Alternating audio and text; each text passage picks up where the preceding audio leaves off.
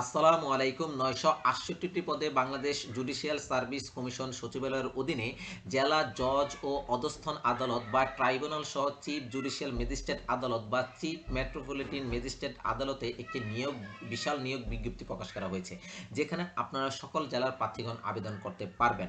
আবেদন শুরু হয়েছে কবে, আবেদন শেষ কবে, আবেদন করতে আপনাদের কি কি ধরনের যোগ্যতা ও অভিজ্ঞতা লাগবে, আবেদনটি কিভাবে করবেন এবং আবেদন ফি কত টাকা, এই সব কিছু ইনশাল্লাহ আমি এই ভিডিওতে আলোচনা করার চেষ্টা করব। আশা করি আপনারা ধৈর্য সহকারে এই ভিডিওটি দেখার চেষ্টা করবেন।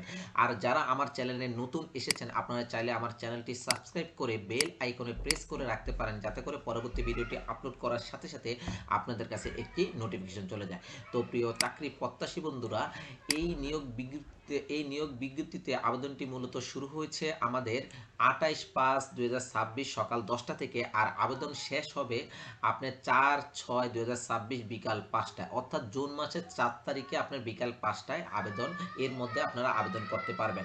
আবেদন করার 72 ঘন্টার মধ্যে টেলিটক প্রিপেড সিমের SMS এর মাধ্যমে আপনাদেরকে আবেদন ফি জমা দিতে হবে।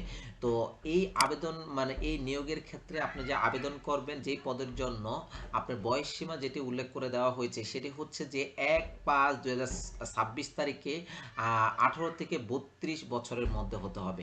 অর্থাৎ 1/5/2026 তারিখে আপনার বয়সটা হতে হবে 18 থেকে 32 বছরের মধ্যে, কিন্তু বিভাগীয় যারা প্রার্থীদের ক্ষেত্রে বয়স সীমাটা 40 বছর পর্যন্ত শিথিলযোগ্য করা হয়েছে। ওকে, এখন আমরা জেনে নেওয়ার চেষ্টা করব যে কোন কোন পদের জন্য কতজন নেওয়া হবে, তার বেতন স্কেল কি, বেতন গ্রেড কি এবং শিক্ষকতার যোগ্যতা ও অভিজ্ঞতা কি রয়েছে সেটি আমরা জানার চেষ্টা করব। তো দেখুন, প্রথম দেখাচ্ছি আপনাদেরকে যে সবচেয়ে বেশি লোক নেওয়া হবে আপনার 299 জন, যেটা হচ্ছে যে অফিস সহায়ক পদের জন্য, যার বেতন স্কেল হচ্ছে 8,250 থেকে শুরু করে 20,010 টাকা পর্যন্ত পাবেন, যার বেতন গ্রেড হচ্ছে যে 20তম গ্রেড। আর এটির জন্য শিক্ষাগত যোগ্যতা যেটি চেয়েছে সেটি হচ্ছে কোনো শিক্ষিত বোর্ড হইতে মাধ্যমিক স্কুল সার্টিফিকেট অর্থাৎ এসএসসি বা দাখিল বা কারিগরি থেকে এসএসসি পরীক্ষা উত্তীর্ণ হতে হবে। আর এটির যে আদালতের যে ধরনটি দেখানো হয়েছে সেটি হচ্ছে যে এই পদটা মূলত চিফ জুডিশিয়াল ম্যাজিস্ট্রেট আদালত অথবা চিফ মেট্রোপলিটন ম্যাজিস্ট্রেট আদালতের জন্য এই পদের লোক নেওয়া হবে। ওকে, তো এরপর আসেন যে আরেকটি আমরা পদ একটু দেখানোর চেষ্টা করি, সেটা হচ্ছে 173 জনকে নেওয়া হবে। সেটি হচ্ছে যে 60 মুদ্রাক্ষরিক কাম কম্পিউটার অপারেটর, যার বেতন স্কেল হচ্ছে যে 10,200 থেকে শুরু করে 24,680 টাকা পর্যন্ত পাবেন, যার বেতন গ্রেড হচ্ছে যে 14তম গ্রেড। আর এটির জন্য যে যোগ্যতা চেয়েছে সেটি হচ্ছে যে কোনো শিক্ষিত বিশ্ববিদ্যালয় হইতে স্নাতক বা সমমানের ডিগ্রি থাকতে হবে। এছাড়াও কথা বলা হচ্ছে মন্ত্রণালয় বা বিভাগের সংযুক্ত অধিদপ্তর, পরিদপ্তর বা দপ্তরের কমন পদ নিয়োগ বিধিমালা 2019 এর তফসিল 2 ও 3 অনুযায়ী গৃহীত পরীক্ষায় উত্তীর্ণ হতে হবে। আর এটার আদালতের ধরন হচ্ছে যে জেলা জজ ও অধস্থন আদালত বা ট্রাইব্যুনালের ক্ষেত্রে, অর্থাৎ এই পদের জন্য লোক নেওয়া হবে। তো তারপর আসেন যে এখানে আরেকটি পদ রয়েছে যেখানে 130 জন নেওয়া হবে। যে পদটি হচ্ছে যে জারিকারক, যার বেতন স্কেল হচ্ছে যে 8,500 থেকে শুরু করে 20,570 টাকা পর্যন্ত পাবেন, যার গেট হচ্ছে 19তম গেট।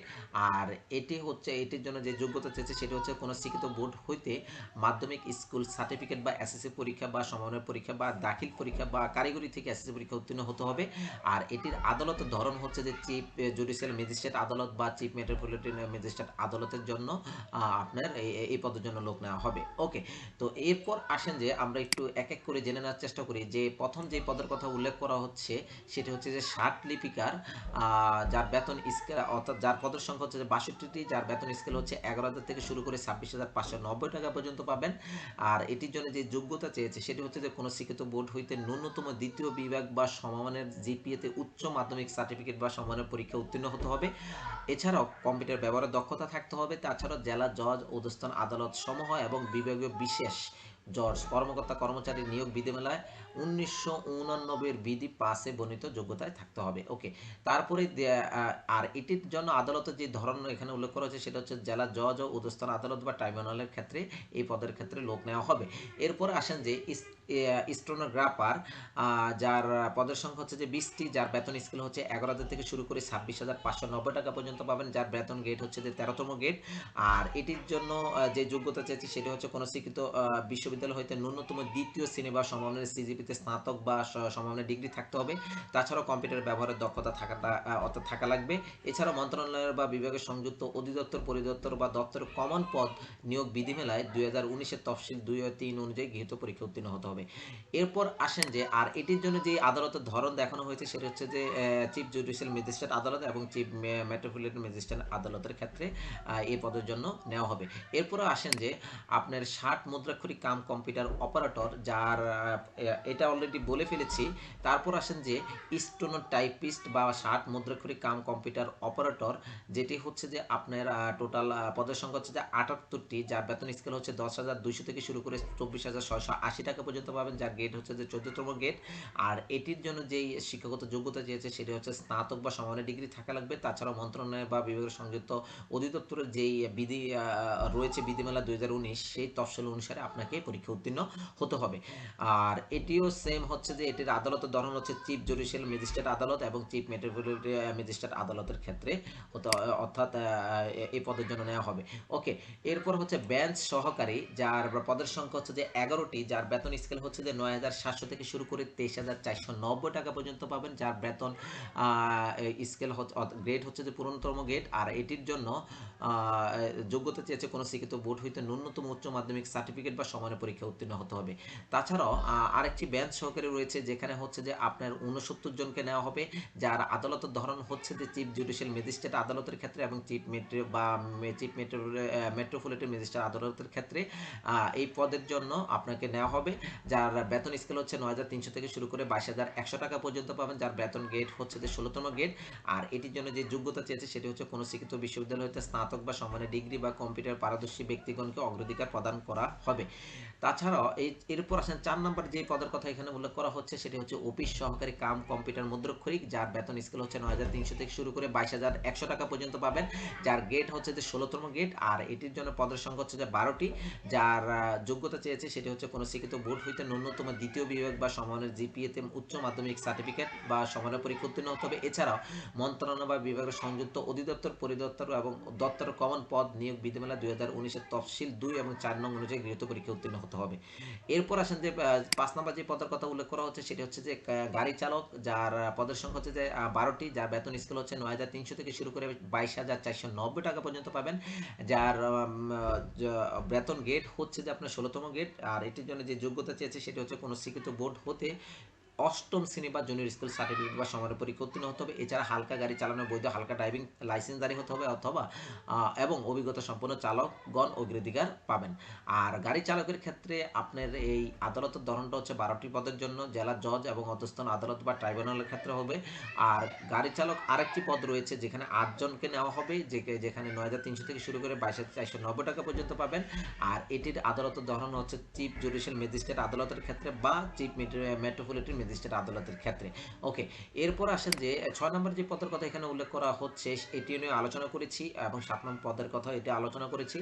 এরপর সর্বশেষ যে পদের কথা উল্লেখ করা হচ্ছে সেটা হচ্ছে নিরাপত্তা প্রহরী, যার পদের সংখ্যা 26টি, যার বেতন স্কেল হচ্ছে 8,250 থেকে শুরু করে 20,010 টাকা পর্যন্ত পাবেন, যার বেতন গেট হচ্ছে যে 20তম গেট। আর এটির জন্য যোগ্যতা চেয়েছে অষ্টম শ্রেণী বা সমানের পরীক্ষা উত্তীর্ণ হতে হবে। আর এটির জন্য আদালতের যে ধরন হচ্ছে সেটা হচ্ছে জেলা জজ এবং অধস্তন আদালত বা ট্রাইব্যুনালের ক্ষেত্রে। আরেকটি নিরাপত্তা প্রহরী রয়েছে, যার আদালতের ধরন হচ্ছে চিফ জুডিশিয়াল ম্যাজিস্ট্রেট আদালত এবং চিফ মেট্রোপলিটন ম্যাজিস্ট্রেট আদালতের ক্ষেত্রে, যার পদের সংখ্যা হচ্ছে যে 68টি। আর এটির জন্য যে যোগ্যতা চেয়েছে সেটি হচ্ছে যে কোনো শিক্ষিত বোর্ড হইতে মাধ্যমিক স্কুল সার্টিফিকেট পরীক্ষা বা সমানের পরীক্ষা উত্তীর্ণ হতে হবে এবং বেতন স্কেল হচ্ছে 8,250 থেকে শুরু করে 20,010 টাকা পর্যন্ত পাবেন, যেটি হচ্ছে যে গ্রেড হচ্ছে যে 20তম গ্রেড। আর এখানে একটি বিশেষ দ্রষ্টব্য উল্লেখ করা অর্থাৎ দেওয়া হয়েছে 1, 2, 3 এবং 5 এবং 8 নং যে ক্রমিক নংয়ের পদগুলো রয়েছে সেটির ক্ষেত্রে জেলা জজ এবং অধস্তন আদালত বা ট্রাইব্যুনাল সমূহ আবেদন ক্ষেত্রে ডিজে এবং চিফ জুডিশিয়াল ম্যাজিস্ট্রেট আদালত বা চিফ মেট্রোপলিটন ম্যাজিস্ট্রেট আদালত আবেদনের ক্ষেত্রে সিজেএম বা সিএমএম অপশনটি সিলেক্ট করতে হবে।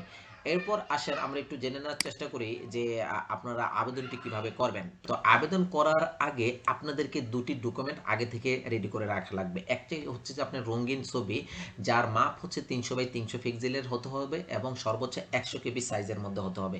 এছাড়াও আরেকটি লাগবে, সেটি হচ্ছে যে স্বাক্ষর, যার মাপ হবে 300 বাই 80 পিক্সেলের, যার সর্বোচ্চ সাইজ হতে হবে 60 কেবি। এই দুইটা ডকুমেন্ট রেডি করে এরপরে আপনাকে অনলাইনে আবেদন করতে হবে। তো অনলাইনে আবেদন করার জন্য আপনারা এই ওয়েবসাইটে প্রবেশ করবেন, যেটি হচ্ছে bjsccr.teletalk.com.bd। এই ওয়েবসাইটে প্রবেশ করার পরে এরকম একটি ওয়েবসাইট আপনারা দেখতে পারবেন বা এরকম একটি পেজ দেখতে পারবেন, যেখানে আপনার এই যে দ্বিতীয় যে অপশনটি রয়েছে অ্যাপ্লিকেশন ফর্ম, যা সেখানে একটা ক্লিক করুন। ক্লিক করার পর আপনারা দেখতে পারবেন আরেকটি পেজ চলে আসবে। এখান থেকে এটাকে সিলেক্ট করে নেক্সট অপশনে ক্লিক করুন। তারপরে আপনি দেখতে পারবেন আপনার নিয়োগ বিজ্ঞপ্তিতে যে যে পদের কথা উল্লেখ করা রয়েছে সেগুলো কিন্তু এখানে তালিকা দেখতে পাচ্ছেন। আপনি যেই পদের জন্য আবেদন করতে চাচ্ছেন সেই পদটি এখান থেকে সিলেক্ট করে নেক্সট অপশনে ক্লিক করবেন।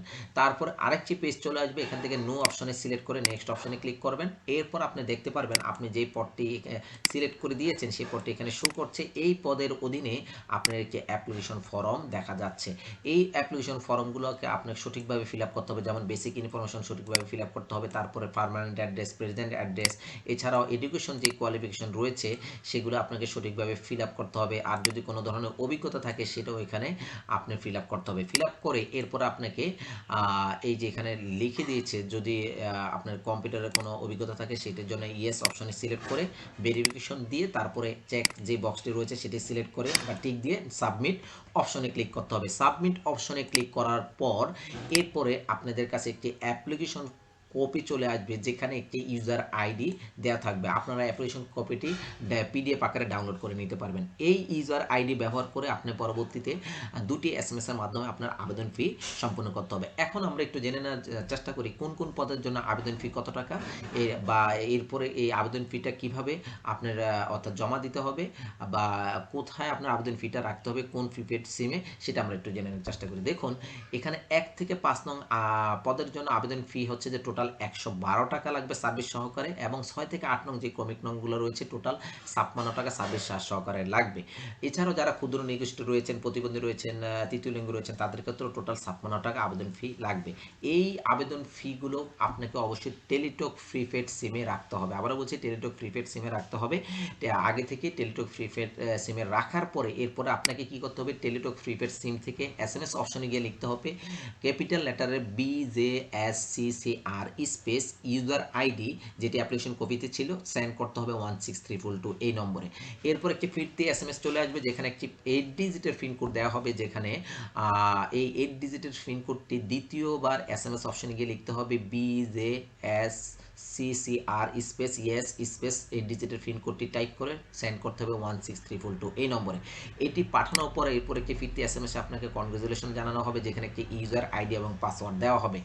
এই ইউজার আইডি এবং পাসওয়ার্ড ব্যবহার করে পরবর্তীতে আপনি এই ওয়েবসাইটে প্রবেশ করে আপনি যেটি করতে পারবেন, আপনার প্রবেশপত্রটি ডাউনলোড করে নিতে পারবেন। এছাড়াও আপনাকে প্রার্থীকে মোবাইল ফোনের এসএমএস এর মাধ্যমে প্রবেশপত্রের ব্যাপারটি জানিয়ে দেওয়া হবে। তাছাড়াও এই বাংলাদেশ জুডিশিয়াল সার্ভিস কমিশনের যে ওয়েবসাইটটি রয়েছে bjsc.gov.bd, এই ওয়েবসাইটের মাধ্যমে কিন্তু আপনাদেরকে জানিয়ে দেওয়া হবে প্রবেশপত্রটি ডাউনলোড করার জন্য।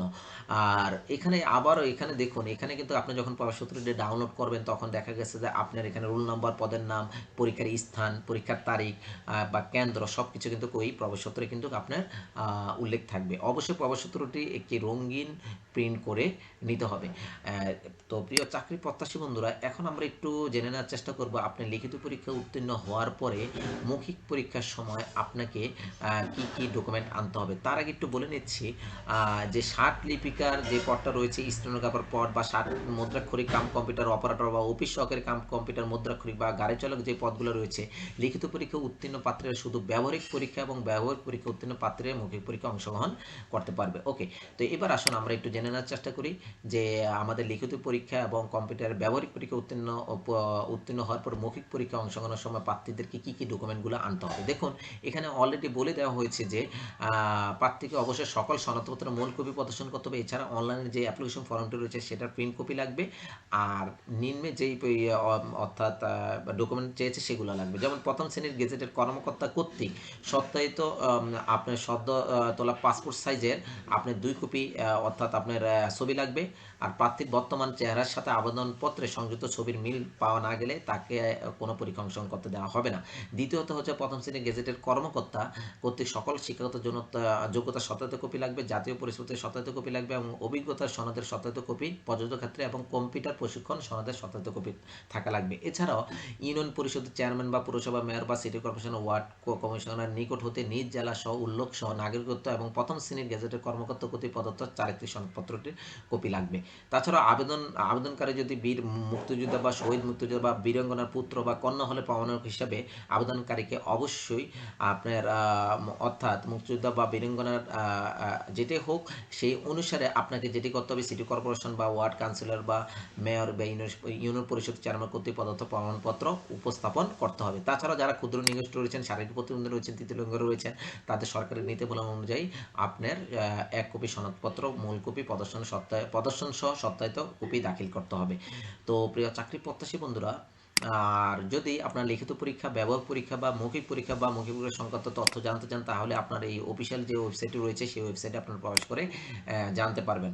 তো প্রিয় চাকরি প্রত্যাশী বন্ধুরা, এতক্ষণ আমরা জানার চেষ্টা করেছি যে এই নিয়োগ বিজ্ঞপ্তিতে কোন কোন পদের জন্য কতজন নেওয়া হবে এবং তার বেতন স্কেল কি, বেতন গ্রেড কি এবং শিক্ষাগত যোগ্যতা কি চেয়েছে এগুলো জানার চেষ্টা করেছি। এরপরে আমরা জানার চেষ্টা করেছি যে কিভাবে আপনি অনলাইনে আবেদন করবেন, আবেদন করার আগে আপনাকে কী কী ধরনের ডকুমেন্ট আগে থেকে রেডি করার আগে রাখা লাগবে সেগুলো আমরা জানার চেষ্টা করেছি। তারপর আবার জানার চেষ্টা করেছি আবেদন ফি কিভাবে অর্থাৎ জমা দিবেন, আবেদন ফি জমা দেওয়ার আগে টেলিটক প্রিপেড সিমে আপনি কিভাবে টাকাটা রাখবেন এবং আবেদন ফিটা কিভাবে জমা দিতে হবে সেগুলো নিয়ে আলোচনা করার চেষ্টা করেছি।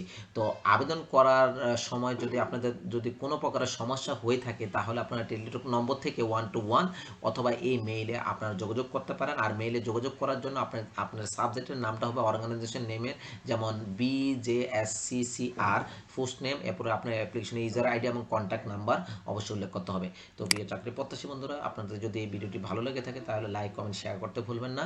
আর পরবর্তী ভিডিওটি পাওয়ার জন্য আপনারা আমার চ্যানেলটি সাবস্ক্রাইব করে রাখতে পারেন এবং বেল আইকনে প্রেস করে রাখতে পারেন যাতে করে পরবর্তী ভিডিওটি আপলোড করার সাথে সাথে আপনাদের কাছে একটি নোটিফিকেশন চলে যায়। আসসালামু আলাইকুম।